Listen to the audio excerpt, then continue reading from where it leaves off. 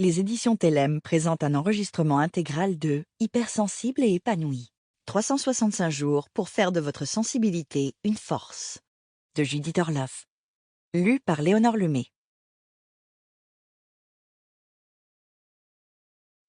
Rien n'est plus précieux que de vivre l'instant présent, pleinement vivant, pleinement conscient.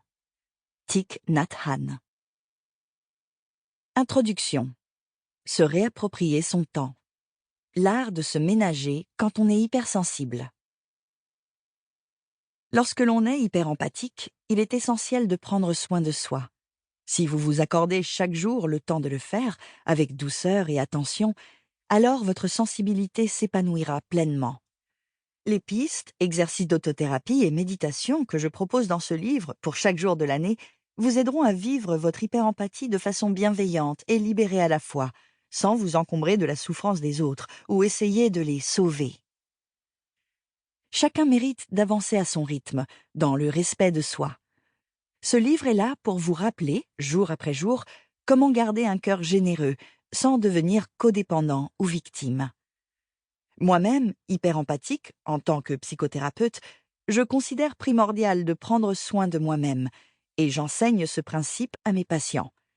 Si j'y attache une telle importance, c'est que je tiens à conserver les merveilleux privilèges qu'offre cette sensibilité. Un cœur grand ouvert, une intuition profonde, une connexion innée à la spiritualité et au monde naturel. La superficialité émotionnelle ne me tente pas du tout. J'aime ressentir les choses au plus profond de mon être, et c'est ma sensibilité qui me le permet. Tous les hypersensibles ont cependant d'immenses difficultés à rester bienveillants et altruistes sans absorber les tensions des autres et du monde. Nous n'avons pas les mêmes filtres que les autres. Nous sommes des éponges à émotions qui ressentons tout et nous nous laissons instinctivement imprégner. Il ne s'agit pas de la même chose que l'empathie ordinaire, qui consiste à être ému par les souffrances et les joies des autres, mais sans se laisser envahir par leurs ressentis.